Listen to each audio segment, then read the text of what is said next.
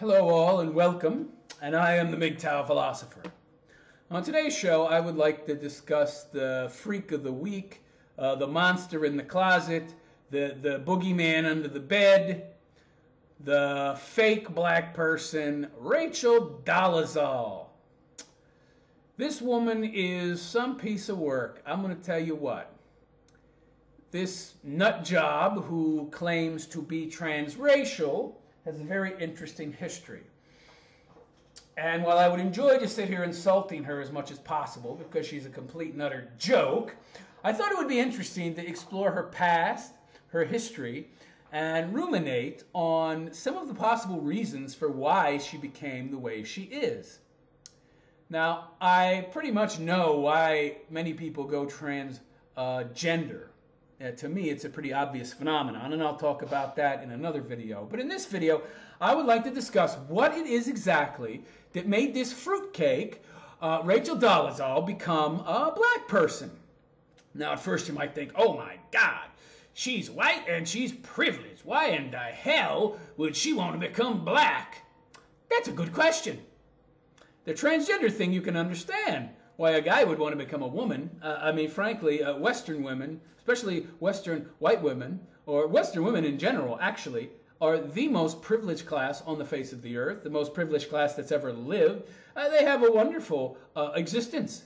It couldn't get any better. So if you're a man who's essentially made to feel like garbage, you look at how good women have it and how badly men are treated, you're going to probably want to be a woman from a very young age. And this stuff is very visible from a very young age. So that's pretty obvious to me why that phenomenon is becoming more common. Not to mention the fact that the people who become transgendered are seen as somehow virtuous and given awards and courage awards, made up bullshit awards that didn't exist before. So that's no big mystery to me. So I thought to myself, is it possible that there's something in Rachel Dolezal's past that made her identify black because she, for whatever reason, saw some kind of positives in being black? Was there some kind of virtue in it for her? I thought to myself, could it be similar to the reasons why people become transgender? Is there some kind of deeper, more complex psychological reason for why this woman claims to identify as black? Does she have some kind of underlying well, of course, she has some kind of underlying psychological disorder. This woman is not what you would call sane. She's not carrying a full deck, if you know what I mean. But anyway, so I thought it would be interesting. And so I looked up an article, a very long one. I'll try to make it as short as possible by speaking very quickly. And it's in The Guardian. And they wrote a very long story about this nut job. And it begins like this. Dolezal was born at home in 1977, so she's not that young, on the side of the mountain. What mountain is that? So, all right, I'm going to tell you, first of all, the person that wrote this article has about kindergarten age writing skills. So they're using articles to reference specific things that they haven't actually named. There's like a billion mountains in the world, and this person is referencing a specific mountain, but not actually naming it. So very poor writing, so it's not me, it's the idiot that wrote this, so just bear with me. So she was born in 1907 on the side of the mountain, not a mountain. Moron, writer, fucking idiot. Anyway, in rural Montana to a pair of white Christian fundamentalists. Uh-oh, problem number one. Whenever I see someone say white, Christian, and fundamentalist together, I know that their kids have a 50-50 chance of being total nut jobs. Called Larry and Ruth Ann. Oh my God. Oh, that the names scream white trash. They entered Jesus Christ on her birth certificate as the only other witness to her birth. Okay, so we know that her parents were nuts. All right, so we know that. Her parents were fucking crazy. Let's continue. From a young age, Dolezal and her older brother Joshua, I'd love to meet this guy. Is he running around in a dress or claiming to be a Mexican? Were put to work on the family homestead. Homestead. What is this? Are these people hippies? Do the parents have jobs? What the hell is a homestead? It doesn't say farm. Isn't a homestead something like in between a farm and a regular house? So I guess these people didn't have jobs. Because it says that the kids were They were put to work on the family homestead, weeding vegetables, foraging for berries, and hunting elk in full-length homemade dresses and dog hair sweaters. What the fuck? You gotta be kidding me. So the parents wove sweaters from dog hair and made homemade dresses. It doesn't say whether or not she wore the dresses and he wore the sweaters, or they both wore both dresses and sweaters. Like I said, the person that wrote this, it just got out of kindergarten. The Guardian has some of the worst writers I've ever seen. She continues this, go on saying that Dolezal looked like something out of Little House on the Prairie. Yeah, I've seen a lot of people running around in mohair, dog hair dresses. I don't think that little girl running down the hill on Little House on the Prairie was wearing a dog hair dress, but I digress.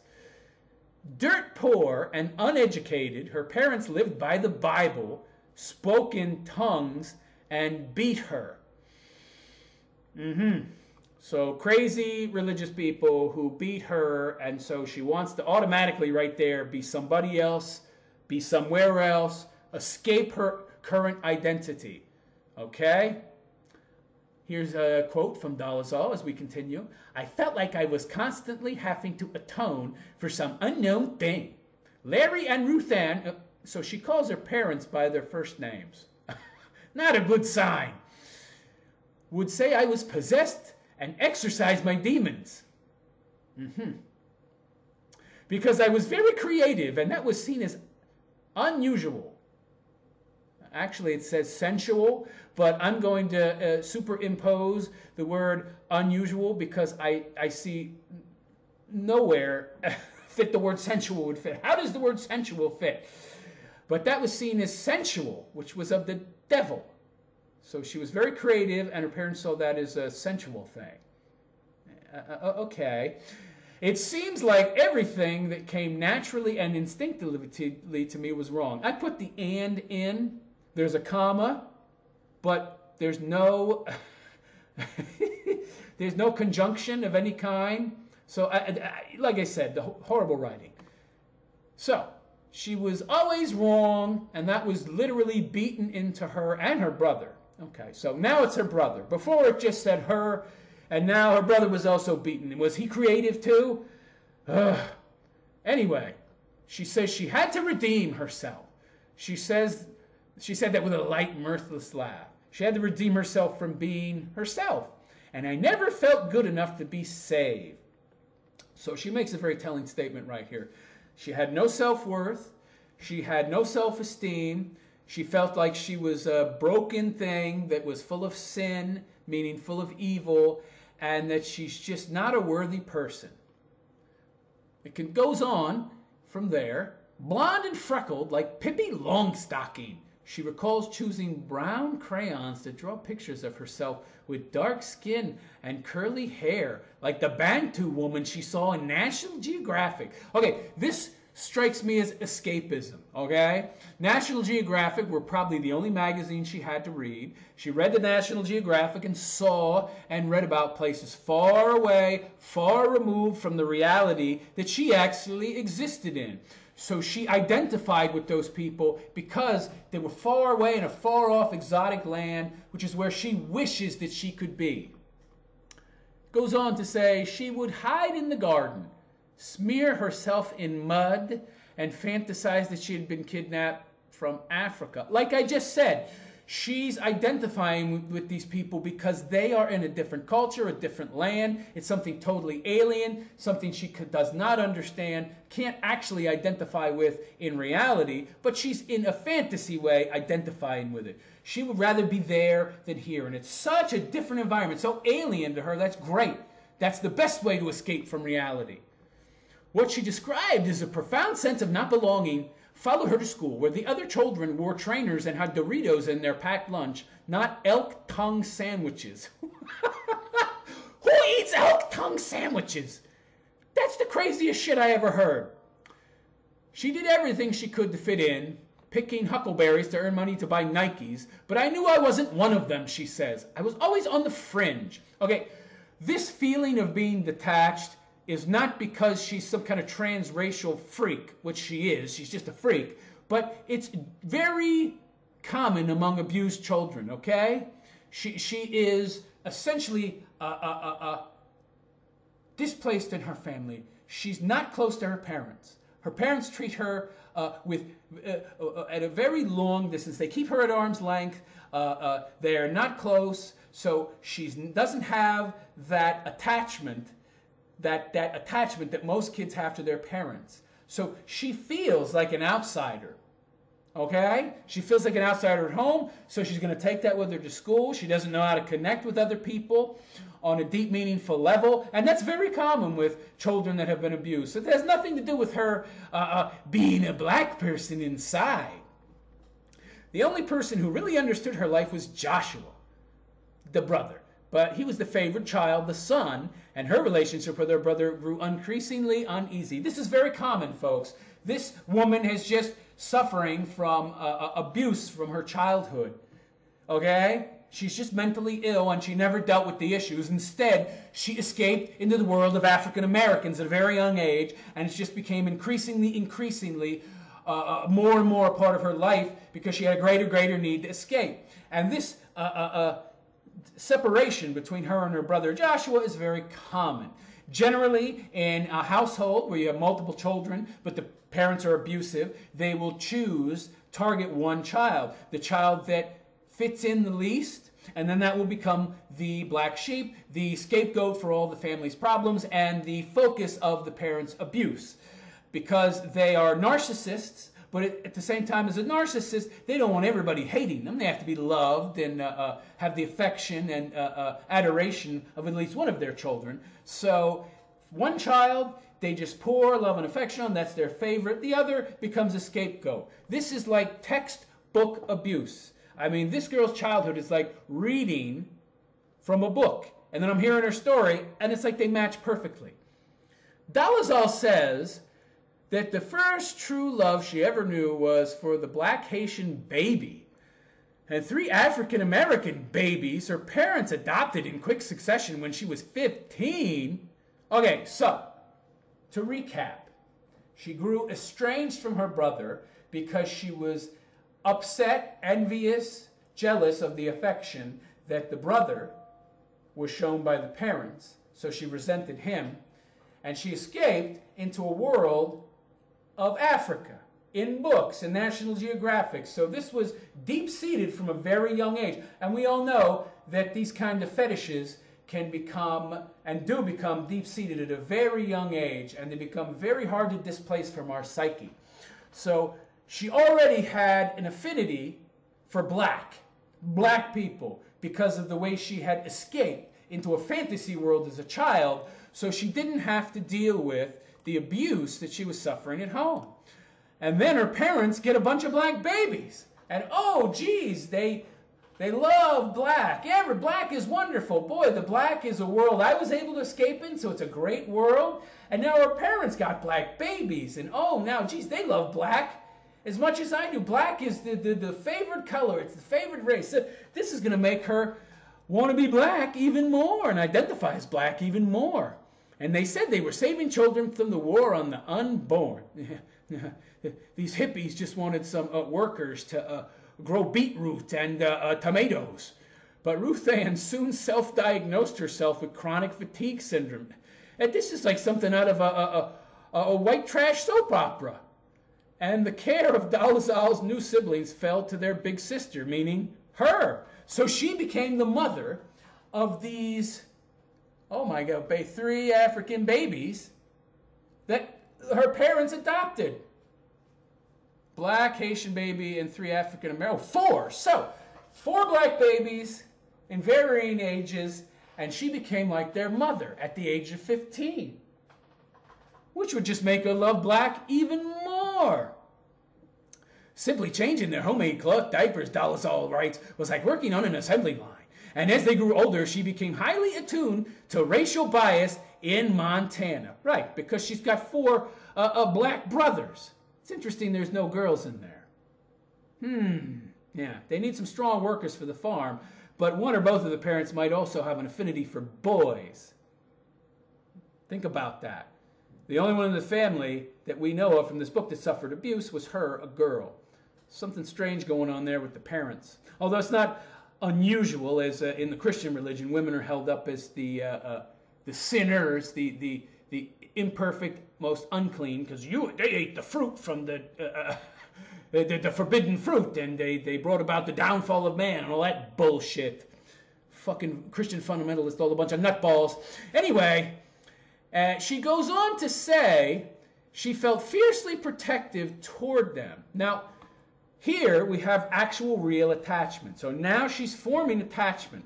And the first really strong attachments she formed, like she didn't form with her parents, was her as a parent to her children. And these are black children. So that kind of attachment is very strong, and it would reinforce her already self-identifying as a black person.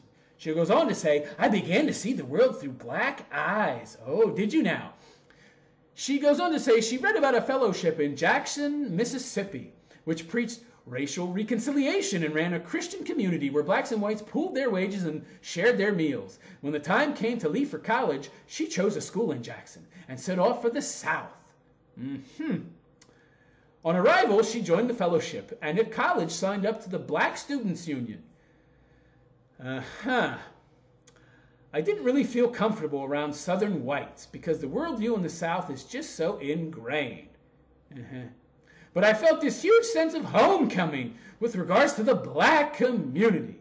On the white side, I noticed hatred, fear, and ignorance. On the black side, I noticed fear, anger, and pain. The feelings that a victim has.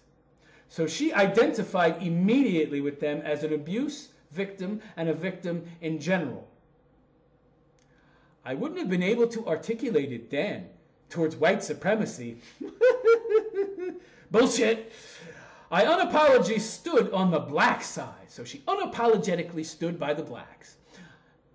Because the whites are the people that spent years beating her and treating her like crap. Big surprise. She stood with the fairy world that she had now connected with in her childhood, where she had pretended to be black, lived in a fantasy land in Africa, and identified herself as a black person so she could escape the real world, the white world that she lived in, which was so painful. I was standing with my convictions, she said, standing also with my siblings, standing with justice. Doesn't she sound so virtuous? As time went on, she took to wearing dashikis and braiding her hair. Oy vey. For me, it was a political statement. It was me saying, I am renouncing the propaganda standards of European beauty being superior. Social justice warrior! It was almost like cultural disobedience. Yes, she is rebelling now at this point, in a way that she didn't formally rebel in her home because she would have been beaten to a pulp and exorcised of demons. It was almost like cultural disobedience, going the other way to say, you know, this is actually beautiful to me. Cultural appropriation, well, that wouldn't be a buzzword until many years later. But I had the clear feeling that I didn't want to offend anybody, Dolezal says. It goes on to say cultural appropriation is defined as taking intellectual property, traditional knowledge, cultural expressions, or artifacts. Artifacts is spelled wrong, by the way, in this article. From someone else's culture without permission. That's also leftist bullshit. But anyway, Dolezal consulted African-American women in her church about the protocol of braiding her hair. And they were like, to copy is to compliment. Everybody said that. Yeah, I remember that being true. Until it wasn't. Until the left said it was not. To continue, when strangers began to assume from her appearance that she was black, meaning mulatto, half black, like Obama. Of course, I don't know where they would get that idea from the way her skin had changed by 10 shades and she was wearing all of this orange dye on her face. I don't know where they could get that idea that she's half black. She did not correct them. I felt like the misperception was maybe that it was biological. What does that mean exactly? Oh, you're wearing blackface, so they assume you're black. And that's okay, as long as what? What the hell is she saying? So she's saying because they made an assumption about her from how she looked, and she didn't correct them, that it's not her fault. That they assume that. Yeah, it is actually, honey, because you didn't tell them. Somebody looks at me and say, oh, you're an Arab. And I let them continue thinking I'm Arab, and I interact with these people for 10 years, and then I get all these perks and goodies because they think I'm Arab, and then one day they find out I'm not Arab. They should be pissed. I should have corrected them by that point, but I didn't. So definitely a problem there. We call it a lie of omission, but she doesn't know what that is. And she says, but I felt like what they were perceiving was accurate. For the first time in her life, she felt beautiful. Oy vey. She's just getting victimhood status and feeling the attention from these people, and she's liking the attention, and it's this positive attention. They're treating her like a victim. She's getting special treatment. Of course, she's going to associate beautiful with all this wonderful stuff, because she associates white with everything ugly and evil in the world, because the people who were supposed to love her and who she was supposed to be able to trust the most betrayed her completely her whole life. I'm not surprised she hates white the way she does. Her parents didn't agree. They didn't think that she was beautiful. They would act disgusted, like, why would you do that to your hair? Visits home became increasingly tense, for though still terrified of God and hell, Dolezal was growing more and more conflicted. I was attracted to women as well as men, she says. So this woman is so confused ideologically, as well as about her identity, her sexuality. So she's into both men and women. Amazing. For which I felt very, very sinful. I mean, my first kiss was with a black woman, and it was like a whole year repenting for the feelings that I got from it. Yeah, you're so evil.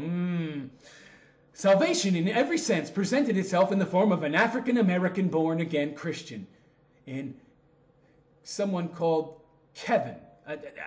The rest of this sentence makes no sense. From an African-American born-again Christian in Jackson called Kevin. Does this mean in the town of Jackson? Horrible writing. In her final year of college, when she was 22, okay, she spent quite a while in college. When she was 22, her and the black man, Kevin, became engaged. Months before they were due to be married, Dolezal lost her virginity to him. Lost her virginity at 22? Good God. Okay.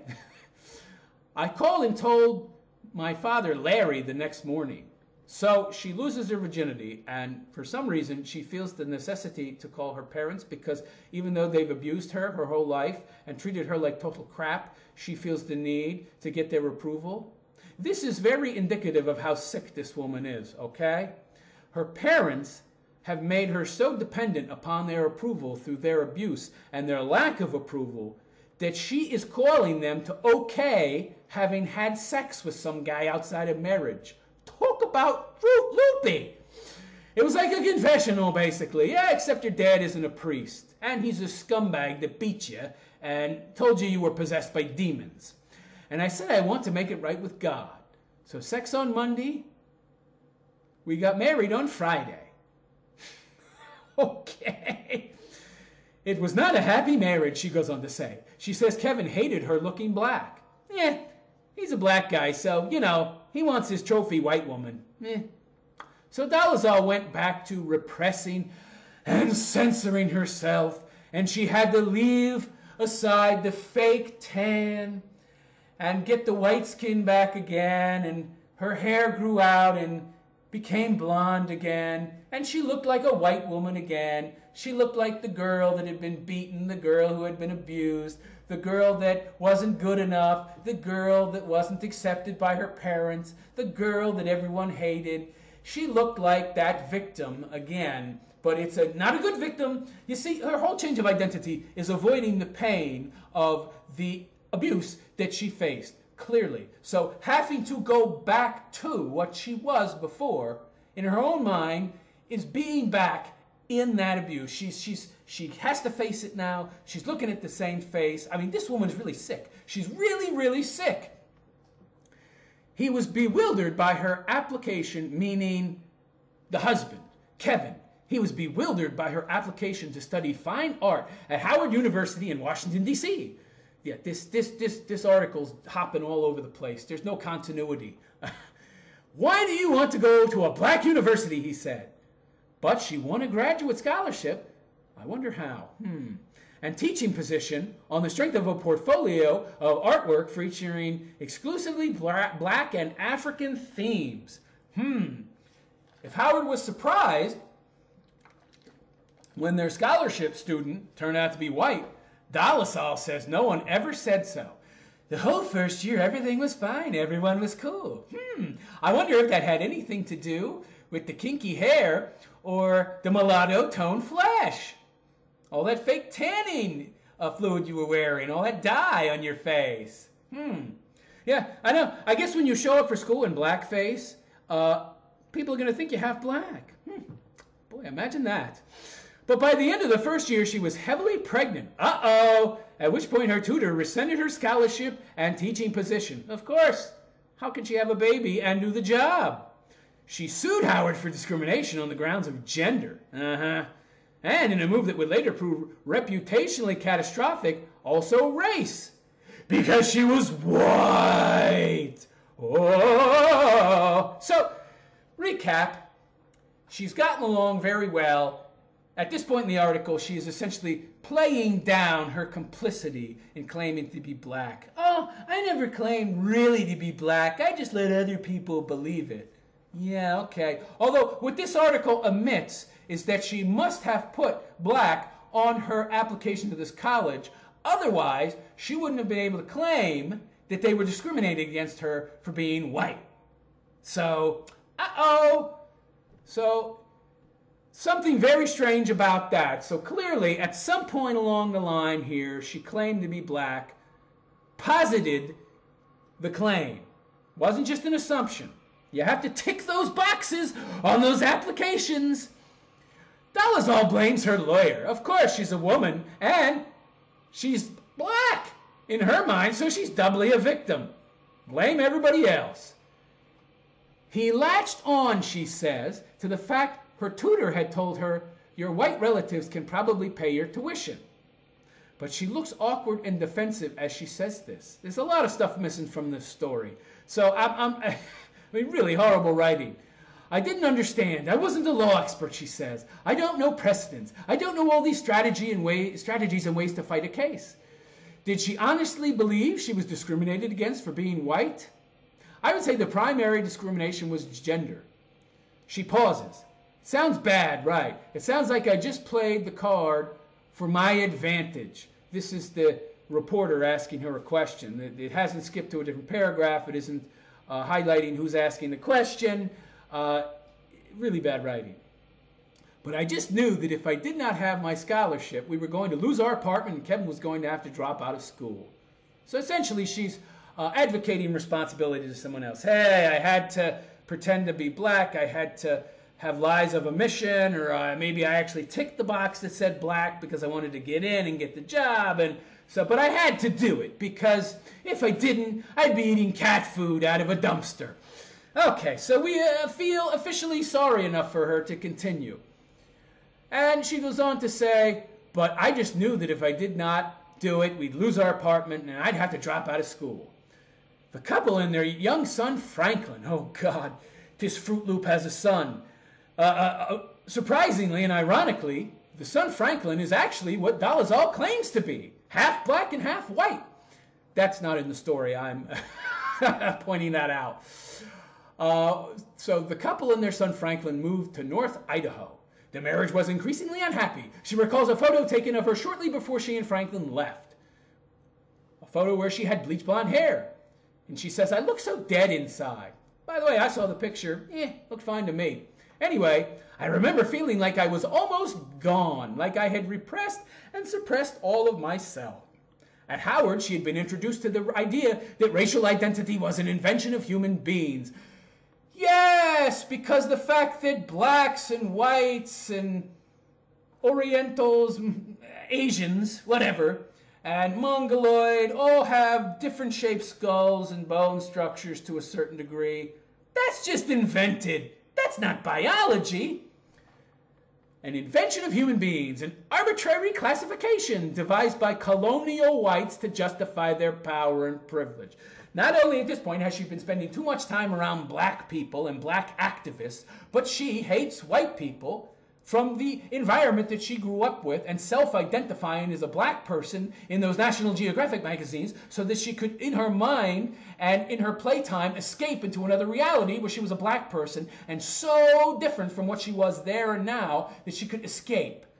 It's very obvious where this fetish comes from with this woman. It's socially constructed as a worldview, she goes on to say, and people operate within it. But that also means that it can be reconstructed or deconstructed. Marxism, socialism, cultural reconstructivism, cultural Marxism. Yeah, bullshit. And this was a great awakening for me because it meant I wasn't forced to own whiteness. Yeah, you weren't forced to be white anymore, meaning you weren't forced to be who you are, so you could hide from your pain. It wasn't like the honest thing to do is say, I'm white, because race is a social construct. No, it's not. Race is not a social construct. Race is a real thing. There's biological differences in races. There's biological differences. This is just a bunch of cultural Marxist bullshit. Everything is not relative. Everything is not open to interpretation, you dummy. You are white. You cannot relabel yourself just because you want to escape the pain of your childhood, okay? And because you need some kind of connection with something, anything that makes you feel worthy. And this gave me this great sense of internal freedom, she says. I wasn't actually all fucked up. Yeah, you were, honey, and you still are. I was actually onto something this whole time. Notice how she says that like it's a gimmick, like it's a scam, like she stumbled onto something that could really work for her. It's just a gimmick for her. I mean, oh yeah, it's very real only because she needs this crutch to avoid her pain, okay? I was actually onto something. Yeah, so groovy. I was on to pretending to be in black so I could escape my childhood pain and I would have something greater than myself to feel connected to. Play the boogie music. Yeah. Newly divorced, she reached the decision. For the first time in my life, I really decided consciously to be free from the repression and free from feeling like I had to do things in a way that was acceptable to other people. I had the courage to be exactly who I was, fake black person. From that day on, Dolezal would be unambiguously and publicly black and remain so to this day. She goes on to say it was surprisingly easy. She sunbathed and put dye on her whole body as well, styled her hair into braids or dreadlocks or weaves, yeah, and applied bronzer, right, dye, when her tan faded. Trust me, she was putting that bronzer on all the time. Just look at her. She looks like a Christmas turkey. I mean, come on, you don't get that just from sunlight.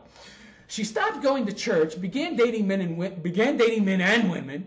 So, okay, wow, so she's like a triple victim here. This woman wants to be able to tick all the boxes. So, I'm a woman, I'm black, and I'm bi. So, not only am I an LGBTQ, but I'm a woman and I'm black. I tick all three boxes. My life is set. I'm going to get the best jobs, the best money, and I have the best victim status in the world.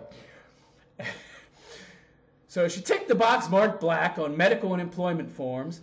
Lie. She still does this today. And when anyone asks about her ethnicity, she would say she was mixed. No, that's a lie.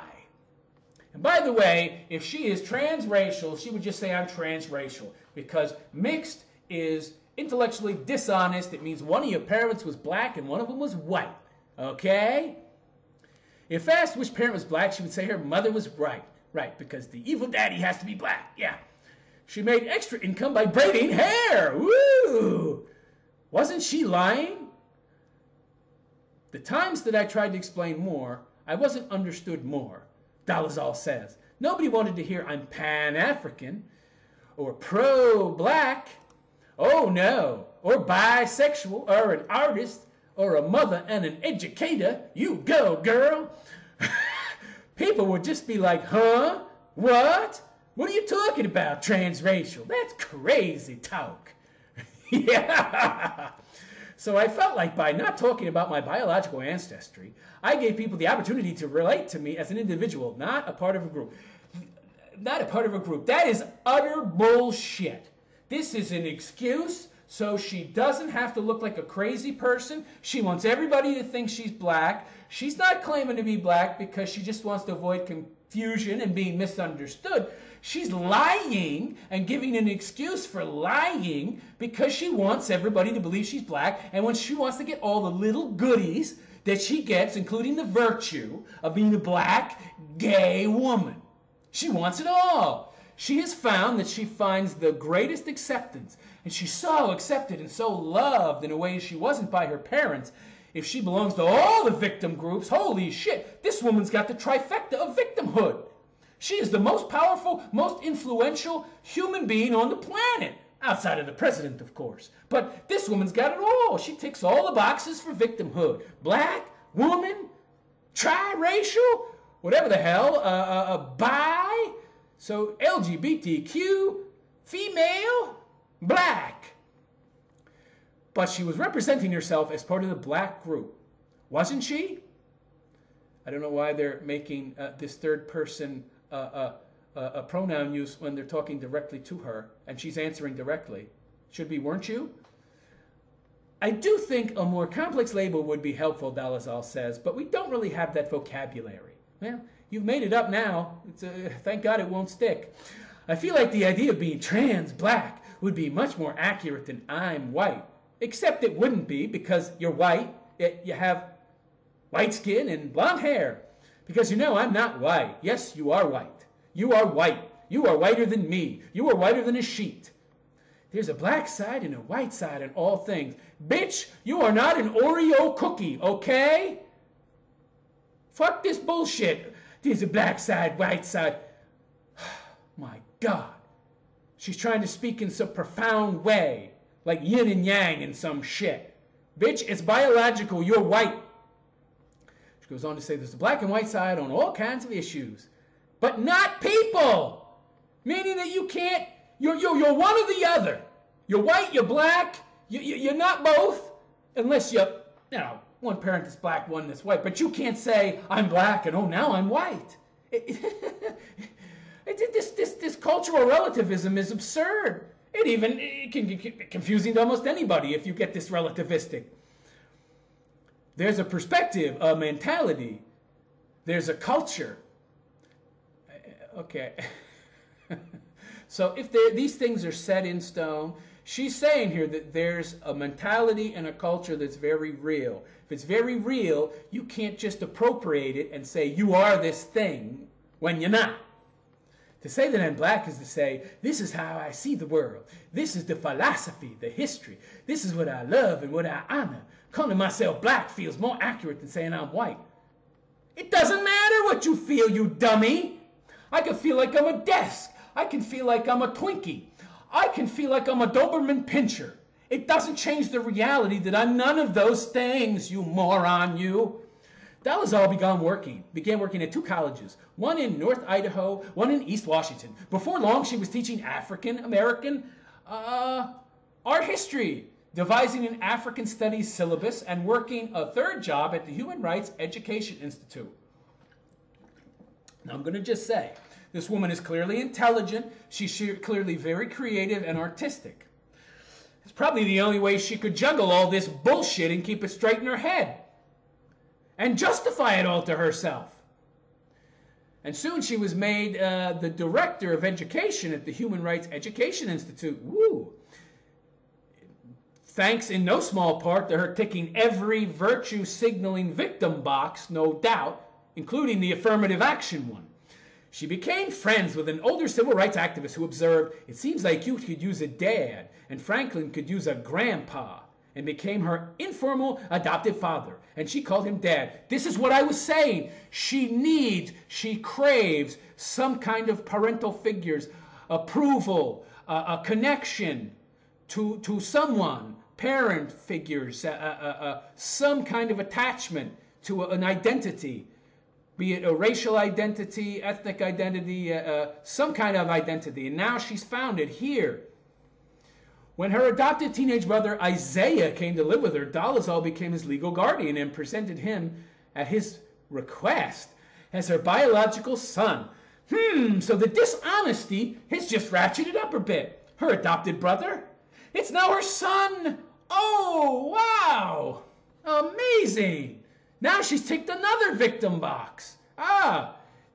She already had a kid, but now she's got two. Now she's the single mother of a full-looking black child. She had the half one that was the Oreo cookie kid that's half white, half black. Now she's got a full black son that looks black, like black. I mean coal black. That's just ticking the virtue signaling victim points big time. With the jigsaw of her new racial identity complete. Yeah, it's definitely a puzzle for sure. Dolezal's profile as an academic and civil rights activist began to attract the attention of local white supremacist groups. Give me a break. Utter horseshit. Nooses started turning up on her front porch that she probably put there, and racist hate mail in her mailbox. So, does this sound accurate to anybody in the 20th century? This sounds like utter horseshit to me. I think that this Rachel Dolezal was putting the nooses there to attract victim points, and the hate mail was something she wrote. I don't believe any of it for a second. It sounds like utter bullshit to me. Sinister men showed up at her office to issue threats. Bullshit! Bullshit alert! Rachel Dolezal has this intense need now, after she's gotten so much attention from being a victim, to become even more of a victim. This is like that Munchausen by proxy thing where the mother feeds her kid arsenic and then takes him to the hospital and says, oh, he's sick, what's wrong? And then she gets all this attention because she's got this victimhood status now. Her son is a victim, and then she keeps poisoning him. They're going to go back to the hospital again and again and again. And she's getting all this attention that she never got as a child. That's all this is. Give me a break. In 2011, there are KKK members showing up at a university, walking into some mulatto's office to threaten her, and there's no evidence of this except she says it happened. Utter bullshit! She's just virtue signaling.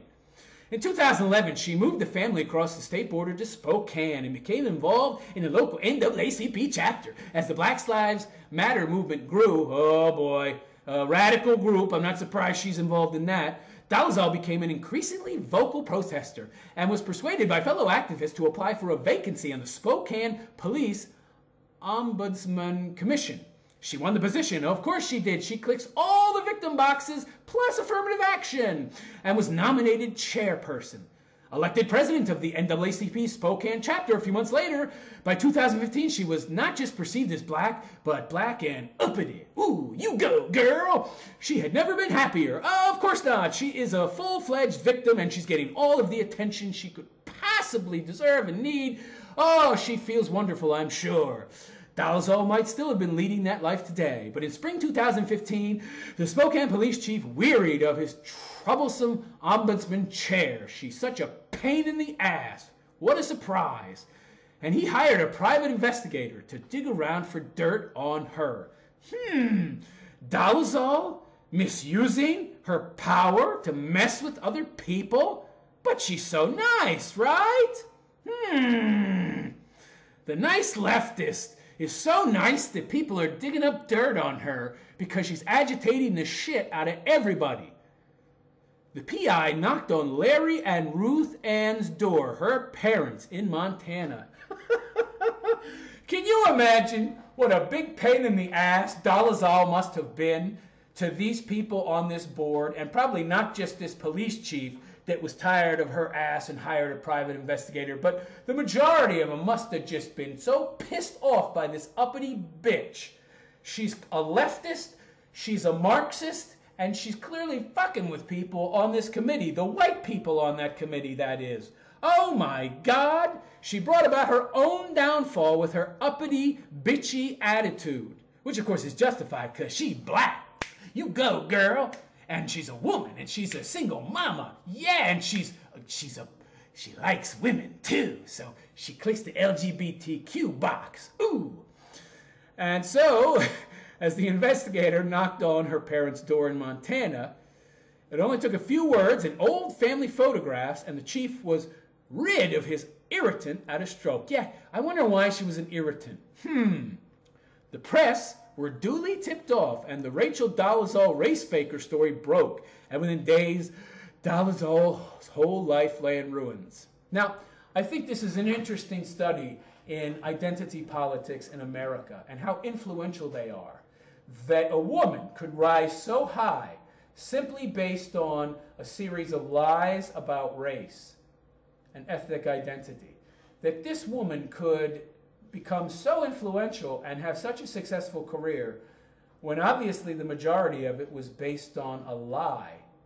Should tell you all you need to know about identity politics, that it plays far too heavy a role in the politics of today, and how powerful a tool it is for cultural Marxists, and why they don't want to ruin that tool by accepting the transracial narrative that this dumb bitch is pushing. Not once in the 3 hours, continuing the story, not once in the 3 hours of this interview does Dolezal's composure falter as she relives this story. Of course not. She's a psychopath. She's recited this story again and again and again, and she's created a narrative, and she even wrote a book. So this is all secondhand to her now, no problem. I'm not sure how to read the glassy self-possession of this woman. Sometimes I wonder whether the isolation of her childhood left her strangely disconnected. This is the reporter speaking now. Naive about human nature and unable to grasp the way most people's minds work, and this is my opinion, unable to connect on a deep, meaningful level. She's only able to connect in very surface ways with people. Very surface, very shallow ways, such as race, appearance. Nothing deeper. How else, says the author, to explain why it never occurred to someone so clearly intelligent that black people, her friends and colleagues especially, might be furious with her. Right. She's a psychopath. She's no empathy. She doesn't connect with them. They're just tools. Their identity was just a tool for her to advance her career. All this other shit about her childhood, it's true. I definitely believe that her abusive childhood is why she turned to this black identity. But for her to continue it and to push forward in her career and consciously, willfully claim it and tick the boxes, that was all done to pursue her career, to advance her career, nothing more. So, the charge that she cheated them out of opportunities rightfully theirs came as a terrible shock. I don't see that. I mean, whoop-de-doo-dah. She gets the job, a black person gets the job. I mean, if you're going to get a job based on your race alone, you're probably not getting the job based on merit, so I could give a shit who holds the position. So it's irrelevant to me. Unless she stole the job from somebody who had more merit, who gives a shit if it was her or some other person? All her activist positions, she points out, were unpaid. Jesus Christ, this woman really is pathological. She's on a power trip. She's doing all this stuff for free. And her Howard Scholarship was neither reserved for black students nor won by false pretenses. I'd like to see that application. I really would, because they she says she applied there as a white person, but she said they thought she was black. And then when they found out she was white, they fired her. Okay, so that wasn't something I fully understood. So maybe she didn't tick the black box there. But she might have let them believe that, in her mind anyway. But that was clearly a pretense. All right, misunderstanding on my part. So she might not have clicked the box at that Howard University. And she probably was fired because she got pregnant. She couldn't do the job anymore. She couldn't fulfill the obligations. They were perfectly right to fire her. I find it amusing that she would at that point claim to be white. She does whatever's convenient for her. She's a psychopath. Totally psychopath. She says that she has always been breadline poor, and the idea that she got rich by pretending to be black looks absurd. I don't think she got rich. I think she likes her virtue too much. But to appropriate blackness without having experienced a lifetime of racism strikes many African Americans as equally absurd and insulting. Dolezal wasn't prepared for this critique either. Have I had experiences by other people identifying me as black and behaving toward me as black? Yes. Just for as long as maybe somebody who was born categorized as black? No. So that was really, really poor grammar. I said she was clearly intelligent before. Maybe I was wrong. So apparently she's saying here that people categorizing her as black, you know, that's not her fault. When she identified, so have I had experiences with other people identifying me as black and behaving towards me as black? Yes. Just for, since this makes no sense, let's move on. Some of the worst things that have happened to Dolezal came in her childhood and her marriage, before she presented herself as black. Does she think some African Americans struggle to see that white people can suffer too? I think that these horrible experiences are what turned her black. And her early play acting of being black at the time she was being abused, and it pushed her into that alternate identity. I think there's definitely a stereotype of white privilege. No shit, honey. And the stereotypes gets expanded to being rich, not oppressed, not suffering, etc. And yes, it's a misconception. The undeniable existence of white privilege, she argues, does not preclude the possibility of white pain.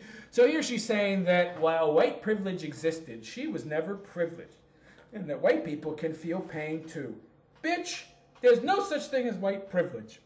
Let me challenge some of you out there with this thought experiment, okay? Think about the people you can talk about and the people you cannot. If you want to know who the privileged people are in society, then imagine who you're allowed to talk about and who you're not in a negative way. Are you allowed to talk bad about white people? Yes. Then they're not privileged.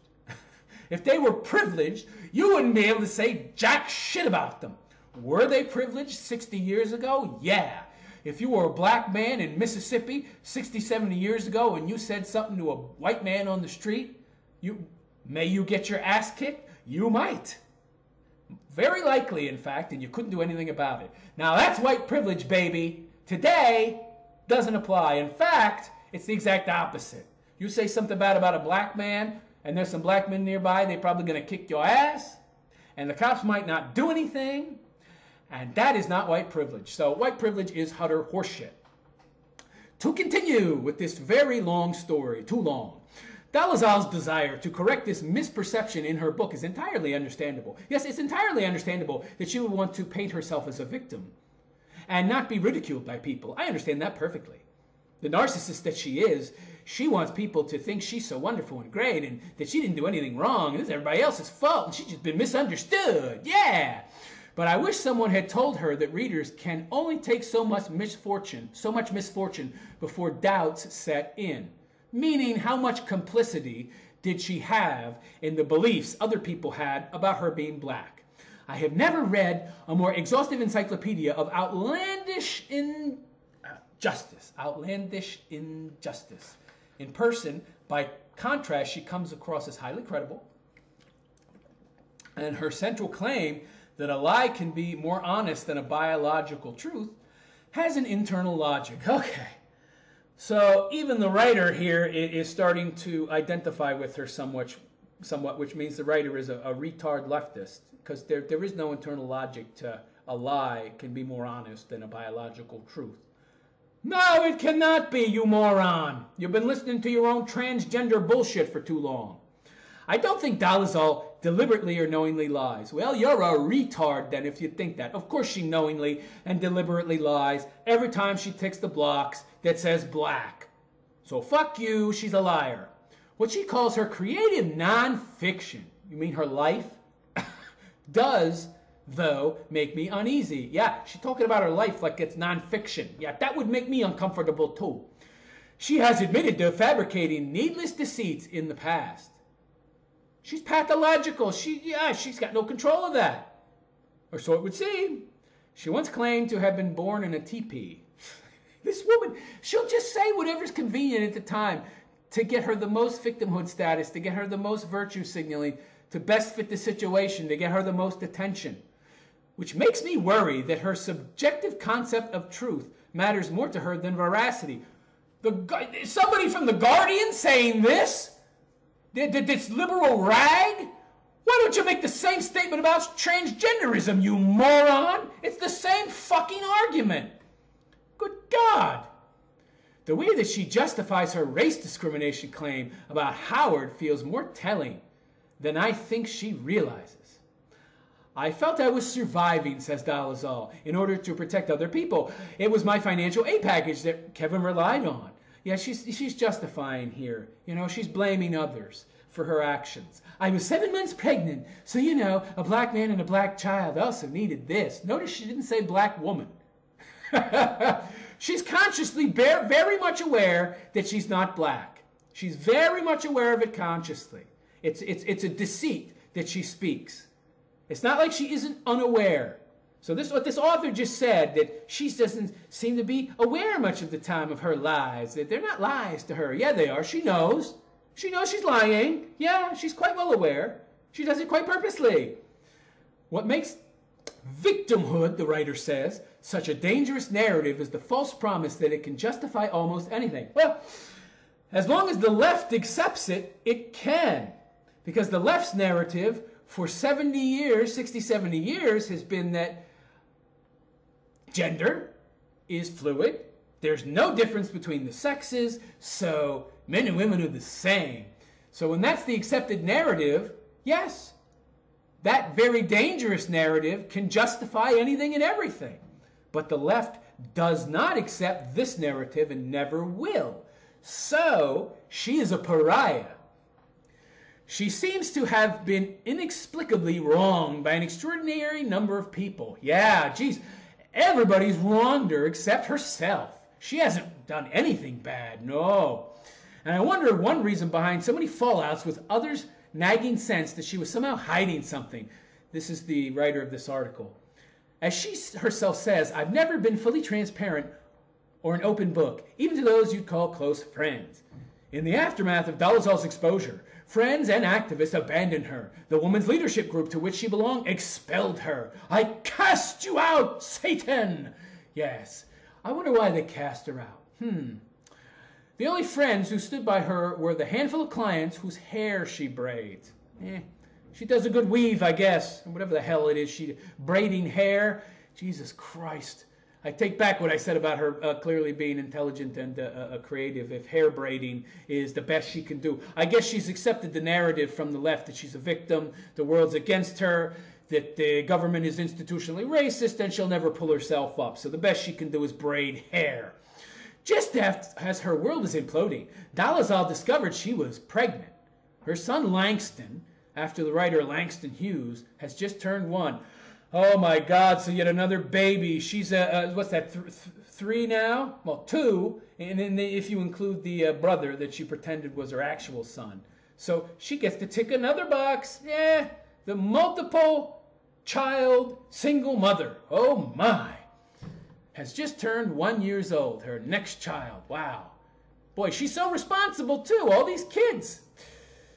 No husband. She has wonderful decision-making skills. Dolezal finds herself in a curious catch-22. Nowadays, we would not call someone who presents as a woman, but was registered a boy at birth a liar. Yeah, we should. We don't, because you crazy leftists have redefined everything, and you've taken over the media, and you've been defining the sexes as non-existent for the past 60, 70 years. So that's why you can do that. But you're all intellectually dishonest or morons or the useful fools that Lenin loved. We would not blame her for any subterfuges she might have felt compelled to commit or cite them as proof of her untrustworthiness.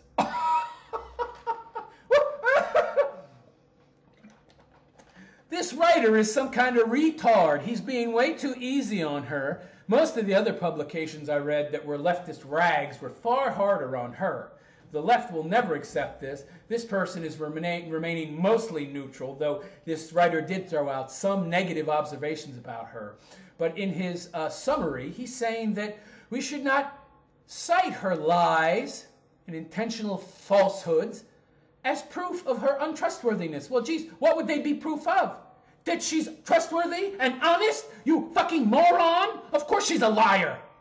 But because Dolezal is seen to have lied about her race, her credibility has been undermined in the eyes of the law. Okay, so this person is very tacitly trying to create some kind of equivalency between transgender and transracial without using the words. It's very interesting that a liberal newspaper would do this because they're exactly right. There is 100% equivalency between the viewpoint that transgender exists as does transracial. They're both the exact same argument. Ay, ay, ay. Her book contains many details about her family, which she says help make sense of her story, but they have not been corroborated by them. So her family hasn't corroborated any of these. Yeah, I'm sure that the abusive, fruitcake, fundamentalist, crazy religious people are going to admit to being fruitcake, abusive fundamentalists. I don't think they will admit that.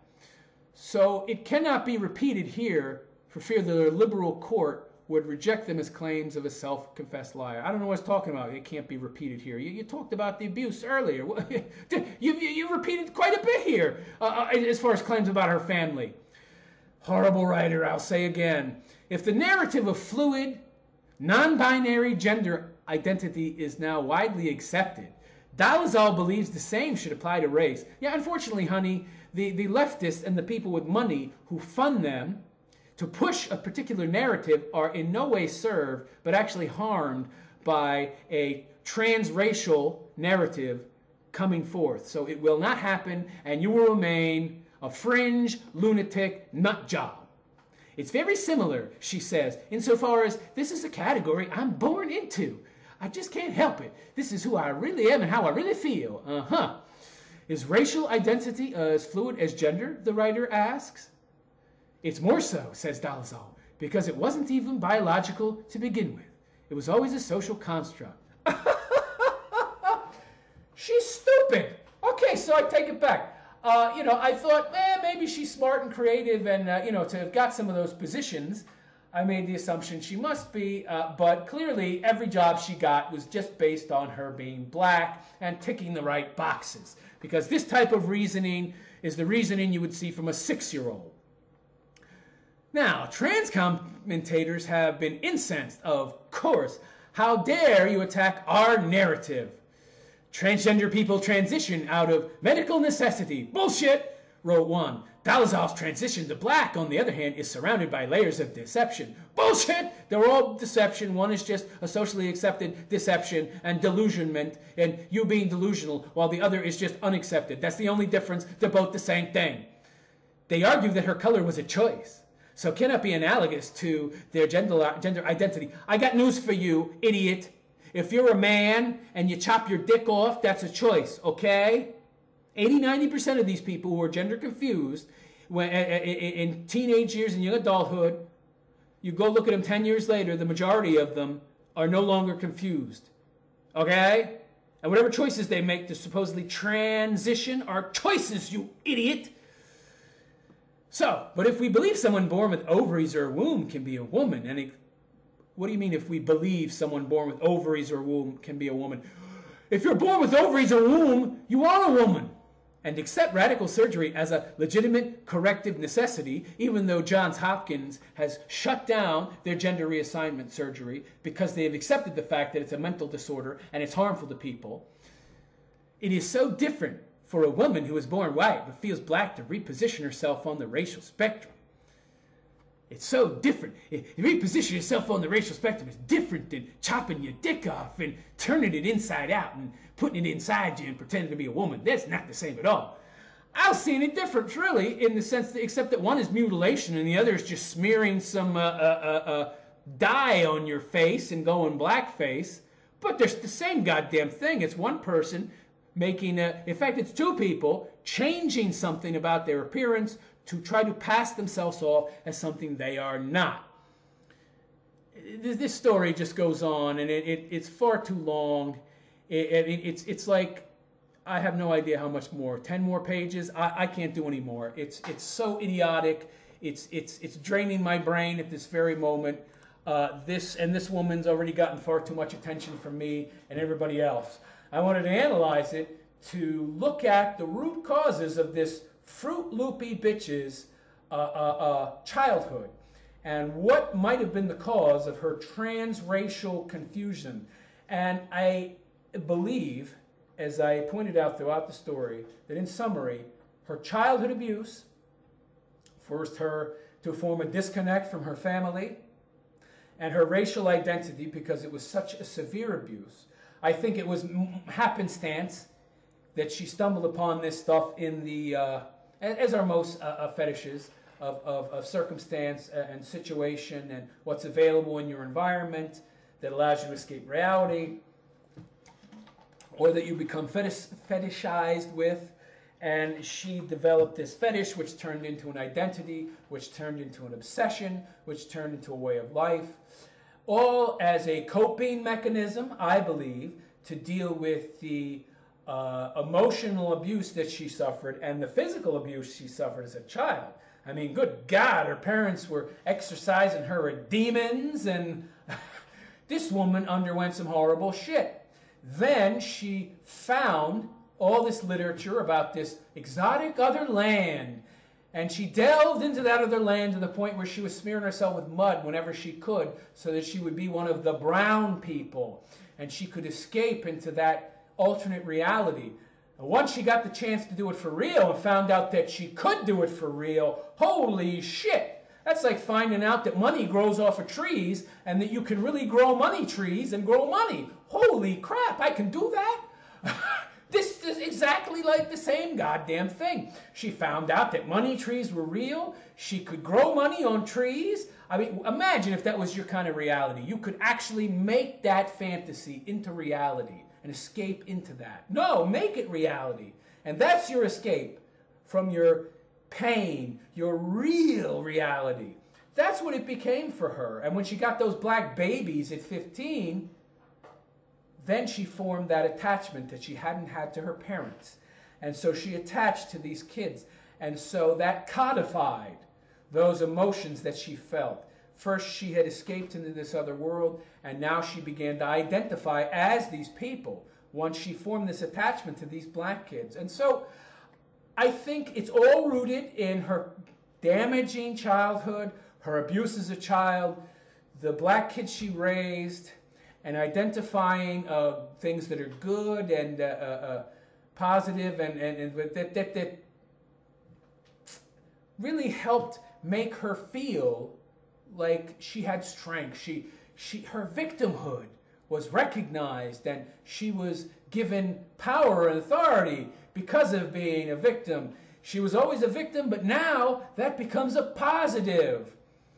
And I don't believe victimhood is good. You choose to be a victim. You're a victim in the here and now when the bad shit's happening to you. Once you get out of that situation, you're no longer a victim unless you choose to be. Rachel Dolezal chose to be a victim her whole life. She continues to choose to be a victim by living in this fake narrative she's created called transracialism. And it is all a byproduct and leftover from her abusive childhood, her shitty parents, who made her feel so disattached from them that she had to escape into another world of African people. And she adopted this identity as an adult because she didn't know how to cope and deal with reality, so she adopted a whole new identity because she didn't identify with the identity she had had, and who can blame her? It came from her parents and her racial ethnic background. It was such a horrible identity, the way she was treated in that world. She just totally disavowed it. She adopted a new identity. And it's not surprising, and those are the roots of it. And I was totally sure that it was rooted in her childhood, and I'm not surprised that I was right about it. And so I'm going to leave you all here. Let me know what you think in the comments. I'm sorry about the length of this story. This article was so long and poorly written, I had to go back a number of times as I was reading and reread things to myself and work out exactly what the author was trying to say, because the author is a total disaster. So I apologize for the length of this video. I mean, and especially how much I had to go through here. And the writer is Decca Aitkenhead. Aitkenha. Decca Aitkenhead. Okay. Can't pronounce that even. Good Lord. So, I wish you all a good night and take care. Please leave your comments and subscribe.